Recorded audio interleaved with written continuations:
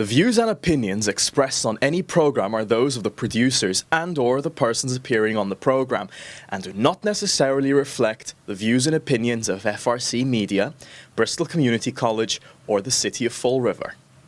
This week on FRCMedia News, we look at the opening day of school in Fall River as well as what's in store beginning next week at Bristol Community College. Will thin plastic grocery bags become a thing of the past in Fall River? And after 40 years, We Love Children continues its mission of helping youngsters in need. All this and more coming up.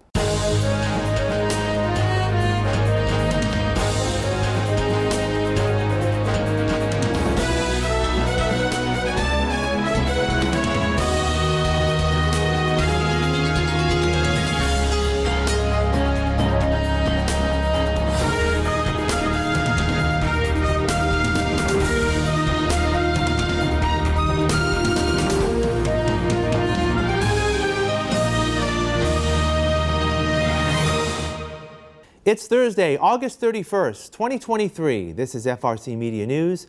I'm Keith Tebow. Schools across Fall River opened their doors to a new academic year this week. Things kicked off Wednesday at the Fall River Public Schools, where Superintendent Maria Ponce joined other community members in welcoming kids back to the classroom. I just want to wish everyone a great first day back. Welcome back to our staff, to our students, to our scholars. We are committed to showing up for our students. If you'll see and hear, show up, Fall River Public Schools a lot this year.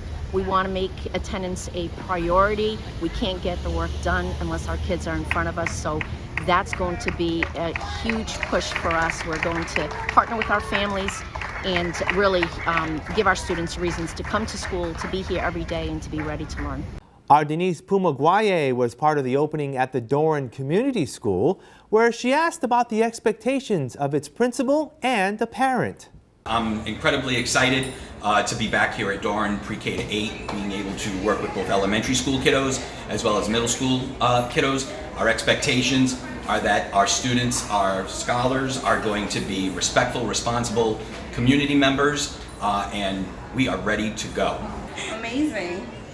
For them to learn new things and have a great year. Bristol Community College is excited about its growth in enrollment as classes will be open for the new academic year next Tuesday, September 5th. Bristol President Dr. Laura Douglas says in the past year, the college has overcome the challenges created by the pandemic, resulting in more students returning to in-person learning. Last year we saw a visible change on our campuses, mostly with first-time students, mostly younger students who were so eager to come back in person. This year, however, we see a huge jump in face-to-face, and we are so happy to see people on our campus walking around, interacting with our fantastic faculty and staff. It's a real level of excitement that is certainly felt throughout our campus, and we all want to see a more vibrant campus, and so it's great to see more faculty teaching in person and students here. I know it's going to be a great year, an absolutely wonderful year for Bristol Community College and for our students, faculty, and staff. The college is seeing an increase in registrations due in part to new software that streamlines the enrollment process. Because of this product and our ability to then bring in advisors at a very early stage, we have been able to process students very quickly. Most cases 24 to 48 hours. And before it would take weeks, if not months, to process. And through this technology and the human supports for it, we were able to enroll 90% of our class for fall a month in advance.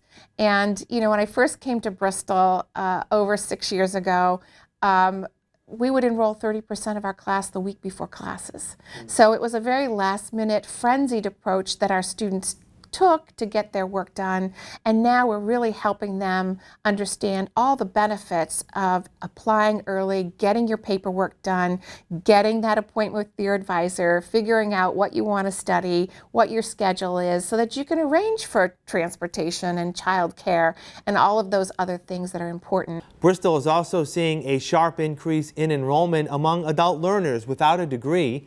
thanks to the new Mass Reconnect program that allows those 25 and older to receive a free community college education. What often happens with an adult student is, they graduate from high school, they get a job, they maybe change jobs a little bit, maybe they become a parent, and then they recognize that they have been on this path of one dead-end job after another. There's no growth.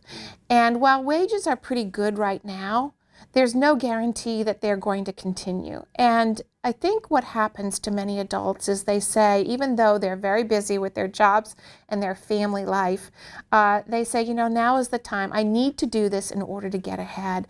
And it is a good time for us to remind adults that with a college degree, earnings are typically an additional $1 million over a lifetime. And imagine the impact that that has on your ability to own a home, to vacation, and then other things as well, like good health, stability in relationships, all the other things that are really important in our society. Dr. Douglas says Bristol is working with other community colleges across Massachusetts on a proposal to provide free community college to all as early as next fall. This project still needs legislative approval and the okay from Governor Maura Healey. The college is looking forward to opening its National Offshore Wind Institute in New Bedford sometime this fall, offering a degree in offshore wind and providing supplemental training to those already working within the industry. Bristol is also looking for students who are interested in exploring a career in supply chain management, a field made more relevant in the last few years. The pandemic opened our eyes to supply chain needs everywhere and every industry, and how a well-trained employee could help a company with supply chain to improve manufacturing and delivery of product, and of course cut down on cost, but to coordinate the elements of production. And so there are many companies in our area that use supply chain management techniques, whether it's Blount Fine Foods, Stop and Shop, South Coast Health, lots of different examples there in terms of who might benefit from supply chain management. So it's a certificate that's couched within our business department, and a wonderful complement to people who might already have business skills as well as newcomers to the industry. There is still time for students to enroll in classes at Bristol for the fall. The college has an array of offerings that begin 2 weeks after the official start of the year through its Flex Start program. The Fall River City Council may be moving closer to outlawing single-use thin plastic grocery bags. The Committee on Ordinances and Legislation last week gave its approval for a vote before the full City Council. During the meeting, the city's Corporation Counsel, Alan Rumsey, said the proposed ban should meet any legal challenges, as many communities across the Commonwealth have already put such a ban in place. He did share, however, what may be some potential objections. What are we trying to prevent here? That's a question I think the body has to ask themselves. And how is the ordinance supposed to solve the problem? So, as I said before, one of the issues that the opponents bring out is why are the thin film plastic bags being singled out when everything else is still allowed? Specifically, when these plastic bags are, and now once again, the statistics I have here, I do question the veracity of them, but they say 76% of the people report that they actually recycle these bags. They use them for their own trash cans, they use trash cans, they use them to pick up pet waste and things of that nature. So one of the questions that the opponents have is, well, why are we eliminating the one thing that's actually reused by people? Committee Chair Councilor Sean Kadim says keeping the city clean is a key factor in eliminating the bags, and some local stores have already proactively removed them from use. The intent was, number one, I think there was some, trash bags just being the litter of the trash bags. Every time you have a windstorm, you see trash bags going all over the place. And I would also say that, yes, while they are reused, a lot of times they are reused for trash, and they just end up in the trash can anyways at some point. So if we can do something to help kind of mitigate the harmfulness to the environment, then I think I would support that. But I don't want to dismiss some of the items that you have identified. If passed, local store owners will be given 180 days to use their remaining inventory before the ban goes into effect. We are less than a few weeks away now from the preliminary election here in Fall River on September 19th. We continue our look at some of the candidates you will see on the ballot. In the race for city councilor, Alexander Silva is making his second run for the office, having finished 15th in 2021. He says he's looking to build name recognition within the community, currently serving on the Community Preservation Commission and the Preservation Society of Fall River. If elected, he would like to focus on city government being more transparent and seeking community input. If you want to know what happens at the city council meeting, you pretty much have to sit through the meeting or watch it to figure it out. The city could easily be posting actions taken so citizens can quickly look up, what's going on in their city. Even towns I've covered, they would go as far as post the meeting packets that the selectmen have. So the packets that the city council have could be available to the public, so the public can be informed in everything that they're talking about. And it's not a question of what they're talking about or catching up with the information. It's all kind of available readily to the public. Just getting a lot more public opportunities for major projects. You could be soliciting events at the waterfront, you could be soliciting events downtown, charrettes to get design input for these, areas that you're trying to develop into something new. And rather than telling the city and the people, what's going to happen, you can kind of ask them and you come up with a solution that makes everybody more happy. If re-elected this year, incumbent councilor Linda Pereira will become the longest-serving member in the council chamber. She says she still enjoys taking calls from residents and helping them with their needs. Her focus recently, however, has been on trying to help residents deal with the high cost of housing.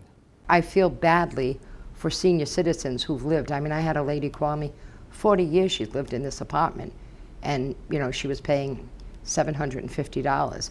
And now somebody buys it and it's $1,400, when her and her husband only bring in about $1,900 a month through Social Security. Those are the people that I'm concerned with. And I think what needs to happen, if you're over 70, you can get an exemption on your taxes, but the amount that you have to bring in is smaller than, it's higher than what people's needs are. I think that they need to change that so that more people are eligible for an exemption. And they just had something this week at the Ordinance Committee meeting to try to do that for veterans. But veterans, it's the same thing. If you want to get Chapter 115 money, the state reimburses us a portion of that. But again, the dollar amount of what your income needs to be monthly is too low than what most people bring in. Yeah. So that prohibits them. And that's something that I think that the city should look at changing. Jordan James Sylvia is attempting again to run for local office, this time for city council. His platform, since he began running nearly 10 years ago, is to point out the failings of local politicians. The politicians in Fall River, my personal opinion, have really turned their back on the people of Fall River, right? And it's a philosophical thing where they all think that it's top down. I said this to Mark Dion, everyone laughs at trickle down economics, but they think trickle down government, right? If we just keep giving money to politicians, somehow it's supposed to help my life. I fully reject that idea. I believe in the opposite of all these things. As a libertarian, Keith, I think I'm the only libertarian running for office. Everyone running, basically, the main difference is they're okay with centralized power, right? Top-down edicts. They just think the government would be better if they were in charge making all the decisions for my family, which is not the case, right? I just need them to leave me alone. We invite you to visit our special FRC Media webpage that focuses on the candidates running in the September 19th preliminary election. Please visit frmedia.org/election2023, where you can see statements from the candidates and our interviews. We will have more FRC Media news right after this. Here are some job descriptions on the latest hot jobs list from the Mass Hire Fall River Career Center. Senior Account Clerk. The City of Fall River, located at 1 Government Center, is looking for a full-time senior account clerk, responsible for a variety of routine clerical functions in the police department. Job number 195-46508. Care Coordinator. Family Service Association, located at 101 Rock Street, is seeking a full-time care coordinator responsible for executing all required documents for participation in the Care Coordinator program. Job number 195-53231. Delivery Driver. People Incorporated, located at 4 South Main Street, is looking for a full-time delivery driver, responsible for the delivery, setup, and pickup of durable medical equipment and supplies to nursing homes, hospitals, and residential homes. Job number 195-55783. Administrative Assistant. Rexel Energy Solutions, located at 115 North 7th Street, is looking for a full-time administrative assistant. For more information, call 508-738-5600. South Coast Health, located at 363 Highland Avenue, has an immediate need for the following full and part-time positions. Retail Cashier. Job number 195-51936. Cook. Job number 195-51931. For more information about these or other positions, visit Mass Hire JobQuest at jobquest.dcs.eol.mass.gov or call the Mass Hire Fall River Career Center at 508-730-5000. My name is Megan Rathman, and I am the Executive Director of Battleship Cove, which includes the Battleship Massachusetts destroyer Joseph P. Kennedy, submarine lionfish, 2 PT boats, 2 helicopters, a landing craft, and where I am today, the Fall River Maritime Museum. We are proud to be partnering with the Fall River Mass Memories Roadshow as they come for the very first time to Fall River, because since 1965 with the Battleship Massachusetts and 1968 here with the Fall River Maritime Museum, we have been preserving the stories not just of Fall River, but Massachusetts and the country as a whole. And we are so excited that Mass Memories Roadshow is coming to Fall River so that we can preserve these stories and bring them to a wider audience, and that everyone in the city can get involved and bring their little pieces of history from their family, and we can keep those stories going for generations to come. We collect items here in the Maritime Museum that have to do with Fall River and the South Coast. One of our biggest collections happens to be the Fall River line, which ran out of Fall River here, went all the way down to Manhattan. It brought the wealthy people we know in Newport, the Rockefellers, the Vanderbilts, up to their summer homes, but it also was a lifeline for the residents of the city when they took their own trips. And also it was a huge employer for thousands of people in this city across its history. We also collect items to do with the military for our ships at Battleship Cove, and some of these stories are local to Fall River for the servicemen and women who served, who are from our own backyard, and we also tell the stories for the wider country for our servicemen and women. The easiest way to get a hold of us is to go to our website, which is www.battleshipcove.org, and from there you can find our links where you can contact us, reach out if you have an item or a photograph or something you'd like to donate or you'd like us to take a look at, and you can always give us a call as well at 508-678-1100. So Mass Memories Roadshow will be in Fall River September 16th from 10 a.m. till 3 p.m. in the Hudner building, named for one of our local war heroes, Thomas Hudner. And we are incredibly excited to see you there. Come on down, park in the parking lot, come to that big red brick building, and we will be excited to hear your stories and capture your history.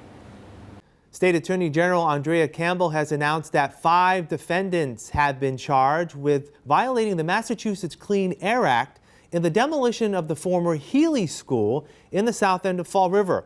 42-year-old Eric Resendiz of Fall River and his company, Spindle City Homes Incorporated, along with 67-year-old Richard Miranda Sr., his son, Richard Miranda Jr. of Acushnet, and their company, Diversified Roofing Systems, are all accused of 104 total indictments of, again, violating the Massachusetts Clean Air Act.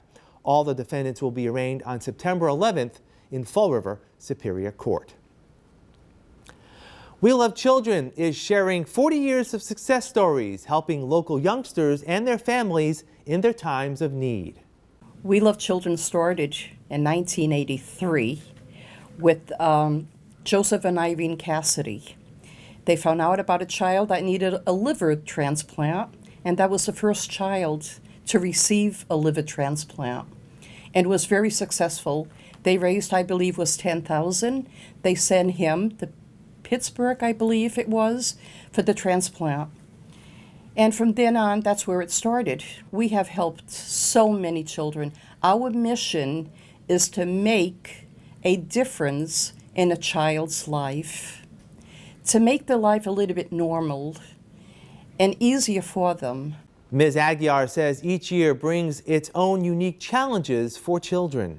This year, unfortunately, a lot of children with brain cancer, children with leukemia, so many different illnesses this year, unfortunately, and they reach out and no child is left behind. We take care of as many as far as New Bedford, Taunton, close by and far away, Chelsea, Tiverton, whatever they reach. If it's too far off, even a one-time deal, we help that family. Ms. Aguiar says seeing the gratitude of the youngsters and their families when they receive support drives the volunteers who work for the organization to do more. We Love Children would not be successful without the contribution of many local corporate partners. The businesses have been above and beyond. You know, Palmyra picks up the phone calls, we go and pick up the check. Fall River Municipal Credit Union every year always purchase a table. Every single year. They are one of the biggest supporters. We get support from Bay Coast Bank, Rockland Bank, St. Anthony of Padua, St. Anne's Credit Union also.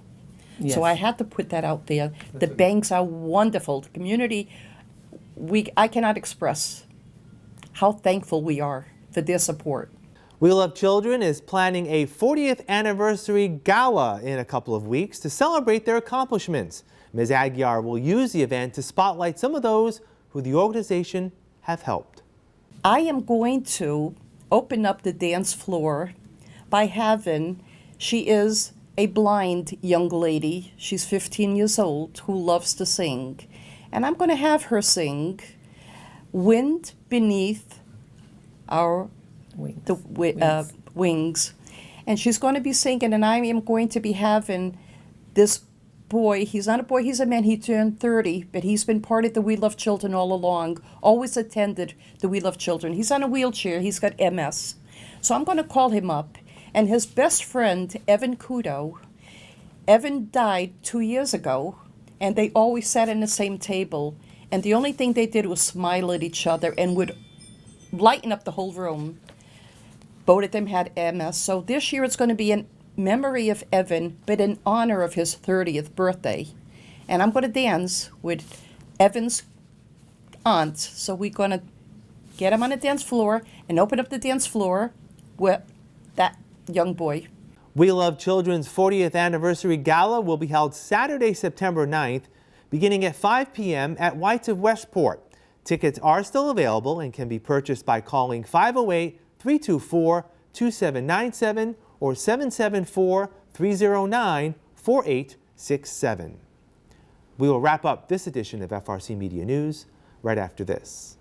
My name is David Jennings, and I am the director of the Lafayette Durfee Historical Foundation, located at 94 Cherry Street in Fall River, Massachusetts. This organization is involved in the Mass Memories Roadshow because we feel that it's important to the promotion of Fall River to other people in the area and to have people come into Fall River to see what we have to offer as far as tourists and business and other things of cultural diversity. We would like to see people at the Heritage State Park on September 16th for the Mass Memories Roadshow.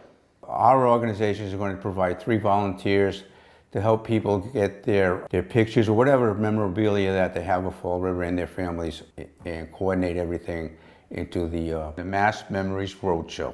If anybody would like to bring in anything from the 18th century Fall River. I know that not too much of that is around, but I'm sure there are some families that still have things from their ancestors that are, we would like to see. If they want to get in touch with me, they can contact us through Facebook. We have a Facebook page. Also, our email address is LafayetteDurfee@yahoo.com, and my phone number is 508-813-8230.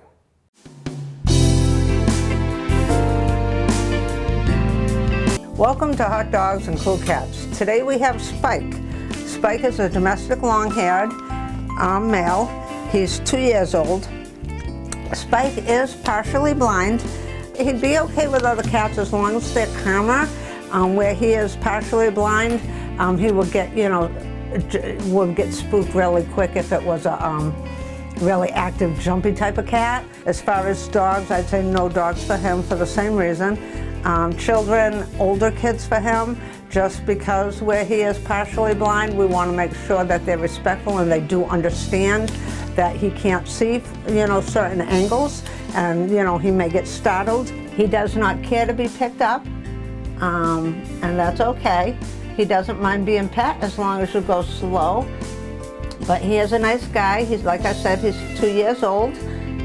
He does like to talk every once in a while. He will talk your ear off if he's in the mood. So if you'd like to meet Spike, give us a call at Forever Paws Animal Shelter, 300 Lidwood Street, 508-677-9154. Today we have Jada. Jada is 8 years, 10 months young. She's a Shih Tzu poodle mix. She's got a lot of pep in her step. She loves to go for walks. She's a good walking partner. She loves to curl up next to you and relax. And as you can see, she's a love bug. She loves to give kisses. We really don't have a history with her with younger children, so we'd say a little bit older children for her. 12 and up, we'd say. She was here before. She was adopted. No fault of her own. She was returned. The previous owner was having some health issues and didn't feel he could care for her properly, so he returned her to us so we could find her another suitable home. If you'd like to meet little Miss Jada, come on down to 300 Linwood Street. She would love to meet you. That's all for this edition of FRC Media News. Please visit our website at frmedia.org for all the latest news and local information. FRC Media News airs Thursdays at 6 p.m. and Fridays at 5:30 p.m. For all of us here at FRC Media News, I'm Keith Tebow. Have a great Labor Day weekend. We'll see you next Thursday.